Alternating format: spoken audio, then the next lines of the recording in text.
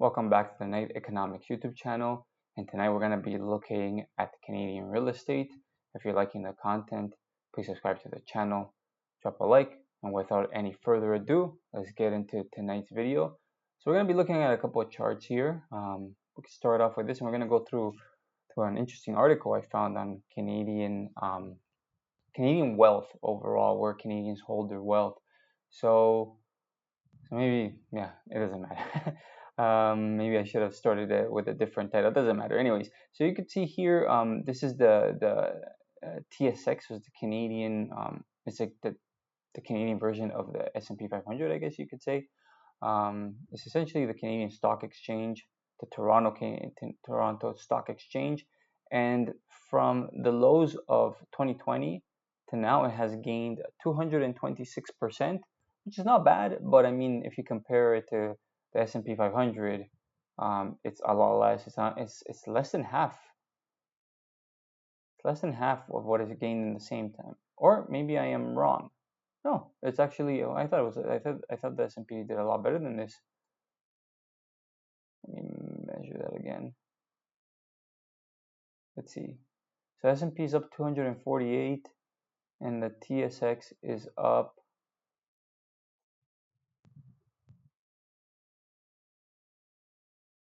227. Yeah, so they're comparable. They've both done about equally, more or less equally the same, give or take. As you could see here, the TSX struggled here between pretty much March 2022 to really, it didn't really get above that point. This previous high that was set in March 2022 didn't get above that until really July of 2024, so 2 years later. Where the S&P 500 struggle, obviously, we had this decline here from December 2021, and it didn't get above it until, yeah, so about the same thing for like 2 years. Both of them struggled, except that the S&P 500 had like a steeper drop, if you will, because it was much higher and it had a faster recovery. Although if we measure from the low, I'm curious what have the gains been in that time. So from the low to the all-time high is 123 here from this low set in October 2022, 122 for the S&P 500, and the TSX, this low set here in October 22 to the high 105. So it's they're almost hand in hand. The S&P 500 is doing a bit better. I mean, I guess you could say it's a lot better, but I mean, they've both have done well, you could say. So now let's get into this article over here. So it's Canada's household wealth just hit 17.9 trillion. I'm assuming this is measured in US dollars. Here's who actually holds it. So the number looks good on paper. Canada's household net worth climbed to 17.9 trillion in Q2 of 2025. So that's the second quarter of 2025, marking 7 straight quarters of gains. Financial assets hit a record of 11.2 trillion. Markets performed well. The S&P 500 jumped 10.6%, and the TSX gained 7.8 during the quarter. But zooming closer, and the picture gets more complicated. Nearly 70% of those financial assets sit with the wealthiest 20% of households. The bottom 40%, they hold just 3.3% of the nation's total wealth. That's nothing, and that's an average of 85,700 per household at the bottom versus 3.3 million at the top. Those are okay. So then you get an idea that different sectors of the economy experience the same economy very, very differently. So obviously the top 20% of households, the wealthiest households in Canada, are going to hold 70% of all financial assets. So that includes real estate. That includes also financial markets, like TSX and things like this. So that's 70%. And what does it say here? The bottom 40%. What is it? The bottom 40% just hold 3.3. Yeah. So then everyone in between, right? So I guess from 40% all the way up to, what would that be? 80%. So what is that? What would that be? Let me think about that. what is it, the bottom 40% and the top 20%. So that's, so yeah, so the 40% of people in the middle hold the rest of the financial assets. So that would be what, 27%. So it's obviously, it's an inverted pyramid, right? All the smallest percentage of the population hold the vast majority of the wealth, right? And like the middle income earners, or like the yeah, the middle income earners. This is a typical word. I don't know. I'm learning German and I'm forgetting very basic words in English. The middle class holds, what was that, 27%, give or take, and then the bottom 40% it holds 3.3% of assets, financial assets in the country. So when rising markets don't lift all the boats, Statistics Canada put it plainly in their latest report, wealthier households are best positioned to benefit from investment income and valuation gains when markets perform well.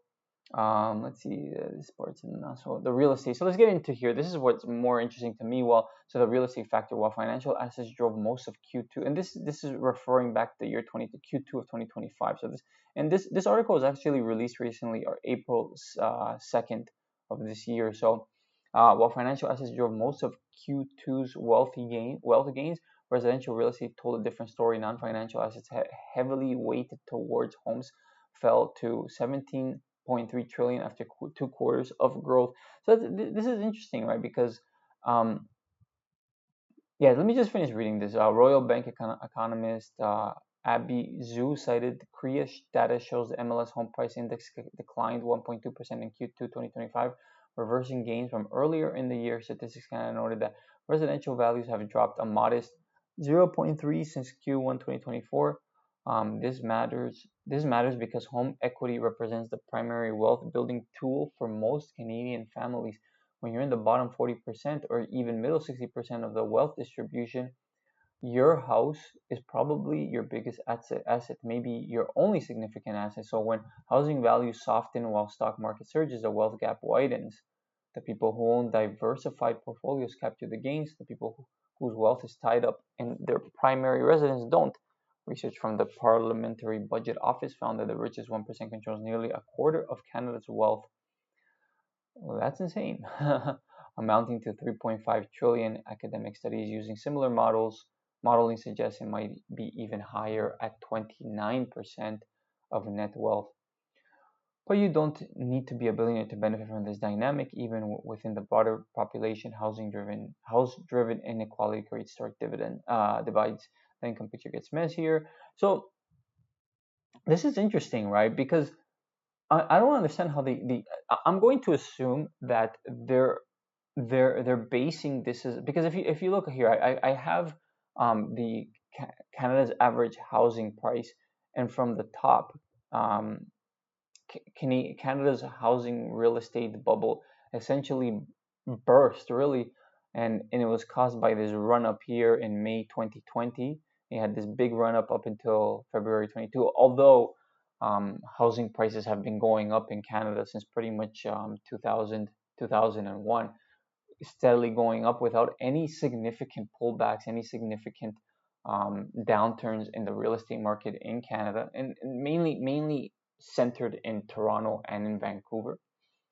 So you had this massive run up from the pandemic all the way here, and I remember this because I almost bought a house in Canada back in late 2021. Thank God I didn't, but I almost did, and I would have gotten caught inside this frenzy because since then, real estate prices have pulled back significantly. So like your average home was, just shy of 826,000 Canadian dollars at the time, and now it's sitting at 658,000 US dollars. So that's a significant pullback, right? So it's a bigger pullback than this article would suggest, although this is obviously dated. This is not to most recent times, right? So this only goes back to last year Q2. This is where this information comes from. But another thing that is interesting is that the top, most of the pain in real estate in Canada has the vast majority, not just that, but the vast majority has been in the in investment portfolio condos, essentially, right? So like these condos that were built on by plans. Essentially, you bought a condo, and then essentially you would either Airbnb it, and so the product was not designed for home ownership or for like families to move in. It was essentially for investors that wanted to turn it into an Airbnb, or they would buy this property on plans without it being fully built yet. And then once it's fully built, they don't take out a mortgage, but they sell it to some another investor that wants to buy the property at that point, and then they would turn it into an Airbnb. That has a name. I'm not fully sure what that name is at the moment, but that process that I just described has a specific name, and that was a big thing that was happening in Canada. Um, I would say pretty much from like 2010ish to like all the way up until 2022. It was a big thing, and I mean, since then, the condo market has pretty much disappeared. Like it's taken such a massive hit, and like you hear some ridiculous things like like condos that were going for like 1.5 million are selling for like 800,000, for example, or and those are the ones that are really expensive ones, right? So I guess what I'm trying to say is that in this article they're talking about like the wealthiest people hold the vast majority of the assets, and this article takes a look at what these people are holding, and they're not going to be buying condos.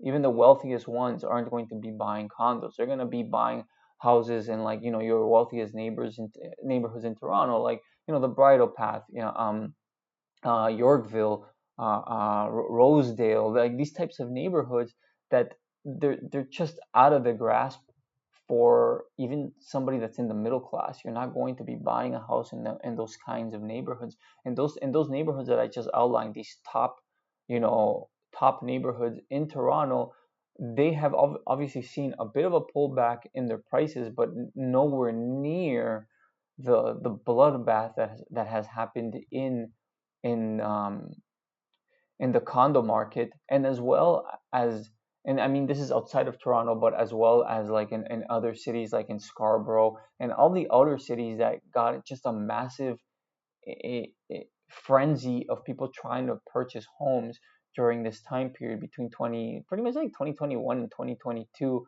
where people were going out and like I mean I have a personal friend of mine that bought a house um, outside of Toronto. I forget the name of the town, but it's west of Toronto, uh, like about 45 minutes. But anyways, if you're familiar with Toronto, it's about 45 minutes west of Toronto. And he bought a essentially a townhouse. It's an end townhouse, so he only has a neighbor to one side. But he bought it for just north of 800,000 Canadian dollars, and I thought that was insane. Like, I mean, this is you're nowhere near Toronto. I mean, like you have to drive into the city to buy a house. That's they. I'm not certain, but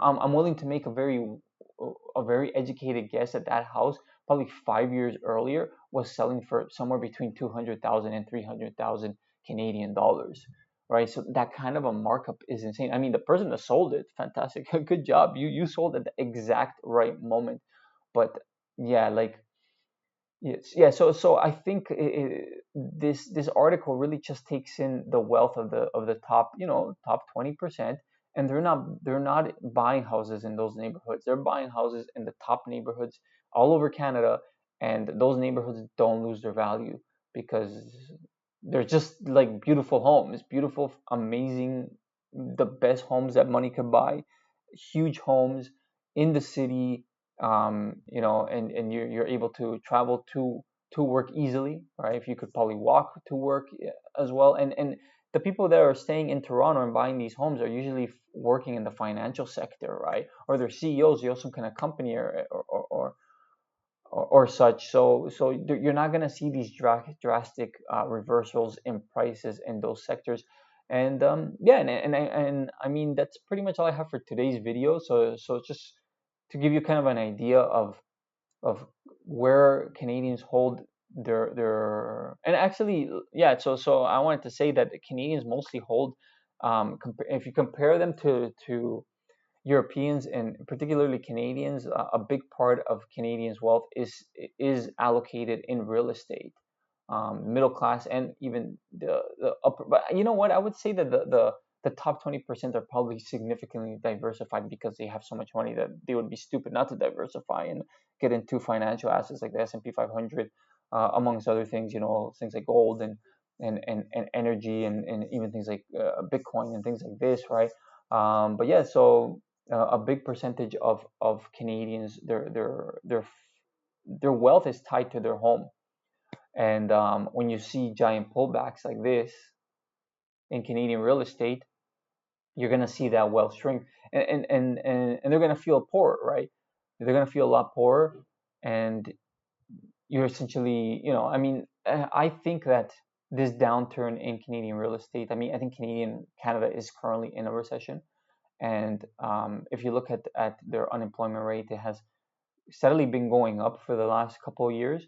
I think it was up at 7% earlier this year, but I think now has gone down a bit. So it's gone down to like 6.3 or something like that. I was looking at the numbers earlier today, but a lot of the jobs that have been put on are part-time jobs and also student jobs and stuff like that. So these aren't necessarily the people that are going to be going out buying homes, and maybe not necessarily are going to be buying large amounts of financial assets in general. So um, yeah, so all in all, I think that you will at some point see a drop in something like the TSX as well. The last time we've seen a significant pullback in the TSX was earlier this year, and I mean it wasn't really a significant one. The real significant one was this one back here, and of course back in 2020. But like if you've been following my channel for a while, I do think the next couple of years we will see some kind of a recession happen because we haven't seen really a real recession, if you could even call this a recession, since really 2008. And Canada actually got off pretty good. And there wasn't a bloodbath in real estate in Canada like there was in the United States, only just here in financial markets at TSX. But this was the only real one, and it lasted several years, right? So what, from like January 2008 till July, so like a year and a half, where this is like a couple of months, right? So we haven't seen a real one since 2008. So we're going on to close to 20 years. And if you look in the past, we had things like recessions just happen more frequently. Let me go over to like a quarterly different kind of chart. Where are we? Oh, only goes to 1981. This is not a good chart for this actually, but whatever. Recessions happen more frequently, essentially, right? You saw that, here they're happening kind of frequently, and then you had them happening from 1982 to 1990, so like 8 years later, and then from 1990 to 2001, so 10 years, and then a little bit less than 10 years between 2001 and 2008. And then if you could even count this one, right, in 2020, so 2009 to 2020, right? So 11 years. But if you don't look at this one, it's essentially been almost 20 years, right? We're going on to close to 20 years since the last like proper recession, right? So I think we are looming a recession. I think it would make sense for a lot of things to reset, including things like the TSX and the S&P 500. I think for a lot of people, it's and recessions are healthy, right? Like a good, healthy recession, there's going to be a lot of pain in the short term, but a lot of malinvestment gets reset. You know, it gets removed, if you will. Prices reset lower, and it allows new opportunities for new investors, right? So that's all I have for today. I hope you liked my video on Canadian real estate and where Canadians hold their assets. If you want to see more videos like this, me talking about other topics and not just specifically looking at charts and talking about Bitcoin, although that is a big and major part of my YouTube channel, and I'll obviously keep talking about Bitcoin and other financial assets for sure, and just taking a look at when is a good and smart time to invest in long-term assets. I still find real estate very, very interesting, and it's something that's a little bit not so easy to grasp, like looking at a chart, right? It's more complicated than than that, and it requires more hands-on detail. And if you are a real estate investor, obviously it's more work than just buying and selling an asset on on an exchange, or buying and selling Bitcoin, right? So, anyways, again, if you're liking the content, please subscribe to the channel. It's very helpful. And subscribe to the channel. Drop a like if you like this video. Forgot to mention that. Drop a like, dislike if you don't like my video, and yeah, leave a comment down in the sections below. You agree, disagree with some of the takes I've had on this video, and I'll see you guys on the next video. Have a good night. Take care.